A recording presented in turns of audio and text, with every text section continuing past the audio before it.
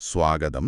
നമ്മൾ ഇന്ന് വിശദമായിട്ടൊന്ന് നോക്കാൻ പോകുന്നത് ITRU, അതായത് അപ്ഡേറ്റഡ് ഇൻകം ടാക്സ് റിട്ടേൺ.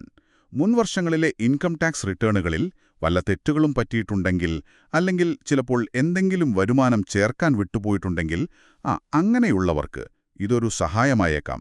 അപ്പോൾ ഇത് എന്താണ്, ആർക്കൊക്കെ എപ്പോഴൊക്കെ ഇത് ഉപയോഗിക്കാം, പിന്നെ ഇതിൻ്റെ ഒരു പ്രാധാന്യം എന്താണ് എന്നൊക്കെ നമുക്കൊന്ന് ലളിതമായിട്ട് മനസ്സിലാക്കാൻ ശ്രമിക്കാം. ഇത് ശരിക്കും 2022 ബജറ്റിലാണ് കൊണ്ടുവന്നതല്ലേ? അതെ അതെ, 2022 ബജറ്റിൽ വന്നൊരു കാര്യമാണിത്.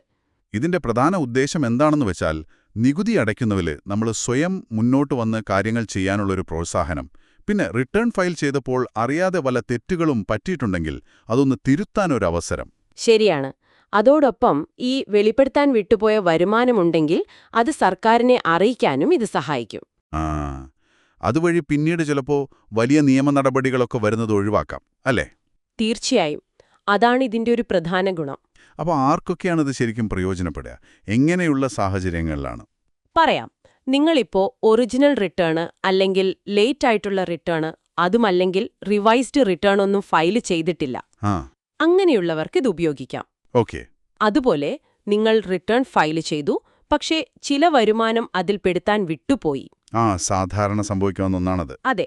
അല്ലെങ്കിൽ ചിലപ്പോ വരുമാനം കുറച്ചു കാണിച്ചു, അതുമല്ലെങ്കിൽ തെറ്റായൊരു ഹെഡില് വേറെ ഏതെങ്കിലും കാറ്റഗറിയിൽ പെടുത്തി റിപ്പോർട്ട് ചെയ്തു. ഇങ്ങനെയുള്ള സാഹചര്യങ്ങളിലും ITRU ഫയൽ ചെയ്യാം. ശരി. അപ്പോൾ കുറേ പേർക്ക് ഇത് ഉപകാരപ്പെട്ടേക്കാം. പക്ഷേ ഇവിടെ ശ്രദ്ധിക്കേണ്ട ഒരു കാര്യമുണ്ട്. എല്ലാവർക്കും എല്ലാ സാഹചര്യത്തിലും ഇത് ഉപയോഗിക്കാൻ പറ്റില്ല. ഓക്കെ. അതെന്തൊക്കെയാണ് നിയന്ത്രണങ്ങൾ? ഒന്ന്, നിങ്ങളുടെ ടാക്സ് ലയബിലിറ്റി, അതായത് നികുതി ബാധ്യത കുറയുന്ന ഒരു സാഹചര്യമാണെങ്കിൽ ITRU പറ്റില്ല. അത് പ്രധാനപ്പെട്ടതാണ്. അതുപോലെ നിങ്ങൾക്ക് ടാക്സ് റീഫണ്ട് കിട്ടാനുണ്ടെങ്കിലോ അല്ലെങ്കിൽ ഓൾറെഡി കിട്ടിയ റീഫണ്ട് തുക കൂട്ടാനോ ഇതുപയോഗിക്കാൻ കഴിയില്ല. മനസ്സിലായി. പിന്നെ ബിസിനസ്സിലൊക്കെ നഷ്ടം വന്നിട്ട് അത് അടുത്ത കൊല്ലത്തേക്ക് ക്യാരി ഫോർവേഡ് ചെയ്യാൻ നോക്കുകയാണെങ്കിൽ അതിനും ഈ ഫോം അല്ല ഉപയോഗിക്കേണ്ടത്. ഓക്കെ. നഷ്ടം സെറ്റ് ഓഫ് ചെയ്യാൻ പറ്റില്ല. ഇല്ല. പിന്നെ പ്രധാനമായിട്ട് ബന്ധപ്പെട്ട അസസ്മെന്റ് വർഷം കഴിഞ്ഞിട്ട് 2 കൊല്ലത്തിൽ കൂടുതൽ പഴയ റിട്ടേൺ ആണെങ്കിൽ അത് അപ്ഡേറ്റ് ചെയ്യാൻ പറ്റില്ല. ടൈം ലിമിറ്റ് ഉണ്ട്. അതെ. അതോടൊപ്പം ആ വർഷത്തെ കണക്കുമായി ബന്ധപ്പെട്ട് നിങ്ങളുടെ പേരിൽ എന്തെങ്കിലും റെയ്ഡോ സർവേയോ അങ്ങനെ എന്തെങ്കിലും നിയമ നടപടി നടക്കുന്നുണ്ടെങ്കിലും ITRU ഫയൽ ചെയ്യാൻ സമ്മതിക്കില്ല. അപ്പോ ഇതൊരു രക്ഷാമാർഗമാണെങ്കിലും അതിൻ്റെതായ പരിമിതികളും ഉണ്ട്. ശരി ശരി. അപ്പോൾ വളരെ കൃത്യമായ കണ്ടീഷൻസ് ഉണ്ട്. ഇനി ഈ സമയപരിധിയുടെ കാര്യം, എപ്പോഴാണ് ഇത് ഫയൽ ചെയ്യേണ്ടത്? ബന്ധപ്പെട്ട അസസ്മെന്റ് വർഷം, അതായത് AY, അത് അവസാനിച്ചതിനു ശേഷം 2 വർഷത്തിനുള്ളിൽ നിങ്ങൾക്ക് ഫയൽ ചെയ്യാം. ഒരു ഉദാഹരണം പറയാമോ? പറയാം. ഇപ്പോ 2023-24 അസസ്മെന്റ് വർഷം, അതായത് 2022-23 ഫിനാൻഷ്യൽ ഇയറിലെ കാര്യം, അതിന്റെ റിട്ടേൺ അപ്ഡേറ്റ് ചെയ്യണമെങ്കിൽ നിങ്ങൾക്ക് 2026 മാർച്ച് 31 വരെ സമയമുണ്ട്. ഓക്കെ. അപ്പോൾ 2 വർഷത്തെ ഒരു വിൻഡോ കിട്ടുന്നുണ്ട്. അത് നല്ല കാര്യമാണ്. പക്ഷെ ഇവിടെ സമയവുമായി ബന്ധപ്പെട്ട് വേറൊരു കാര്യം ശ്രദ്ധിക്കാനുണ്ടല്ലോ, ഒരു അധിക ചാർജ് പോലെ. അതെ അതെ, അതാണിതിലൊരു പ്രധാന വ്യവസ്ഥ. നിങ്ങൾ തെറ്റ് തിരുത്തുന്നു എന്നത് ശരി, പക്ഷേ അതിനൊരു അധിക തുക കൊടുക്കണം. അതെങ്ങനെയാണ് കണക്കാക്കുന്നത്? നിങ്ങൾ അസസ്മെന്റ് വർഷം അവസാനിച്ച് 12 മാസത്തിനുള്ളിലാണ് ITRU ഫയൽ ചെയ്യുന്നതെങ്കിൽ അടയ്ക്കാനുള്ള അധിക നികുതിയും പലിശയും ഉണ്ടാവുമല്ലോ. അതിന്റെ കൂടെ ആ തുകയുടെ 25% കൂടി ഒരു അഡീഷണൽ ടാക്സ് ആയിട്ട് അടയ്ക്കണം. ഓക്കെ. 25%. ഇനി 12 മാസം കഴിഞ്ഞു, പക്ഷേ 24 മാസത്തിനുള്ളിലാണ് ഫയൽ ചെയ്യുന്നതെങ്കിൽ ഈ അധിക നികുതി 50% കൂടും. ഓഹോ, 50%. അതെ. ഓർക്കേണ്ട കാര്യം, ഇത് നിങ്ങൾ സാധാരണ അടയ്ക്കേണ്ട ടാക്സ്, പലിശ, പിന്നെ വല്ല സർചാർജോ സെസ്സോ ഉണ്ടെങ്കിൽ അതിനെല്ലാം പുറമെയാണ് ഈ 25% അല്ലെങ്കിൽ 50% വരുന്നത്. അപ്പൊ നേരത്തെ ചെയ്യുന്നത് തന്നെയാണ് നല്ലത്. തീർച്ചയായും. ഇതൊരു തരത്തിൽ സർക്കാരിന്റെ ഒരു രീതിയാണ്. തെറ്റുകൾ എത്രയും പെട്ടെന്ന് തിരുത്തുന്നത് പ്രോത്സാഹിപ്പിക്കാനും വൈകും തോറും കോസ്റ്റ് കൂടുമെന്ന് കാണിക്കാനുമാണ് ഈ വ്യവസ്ഥ. ശരിയാണ്. ഇത് ഫയൽ ചെയ്യുന്ന രീതി വളരെ സിമ്പിളാണോ? ഓൺലൈനായിട്ട് ചെയ്യാൻ പറ്റുമോ? വളരെ എളുപ്പമാണ്. ഓൺലൈനായിട്ട് തന്നെ ചെയ്യാം.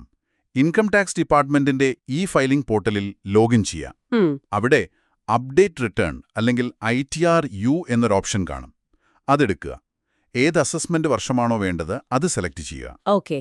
എന്നിട്ട് ITRU ഫോമും നിങ്ങൾക്കേതാണോ സാധാരണ ITR ഫോം ബാധകം, ITR 1ഓ ITR 2ഓ അങ്ങനെ ഏതാണെങ്കിലും അതും തിരഞ്ഞെടുക്കണം.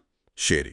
പിന്നെ നിങ്ങളുടെ പുതുക്കിയ വരുമാന കണക്കുകൾ, അടയ്ക്കേണ്ട ടാക്സ്, പിന്നെ എന്തിനാണ് ഈ അപ്ഡേറ്റ് ചെയ്യുന്നത് എന്നുള്ള കാരണം അതും കൊടുക്കണം.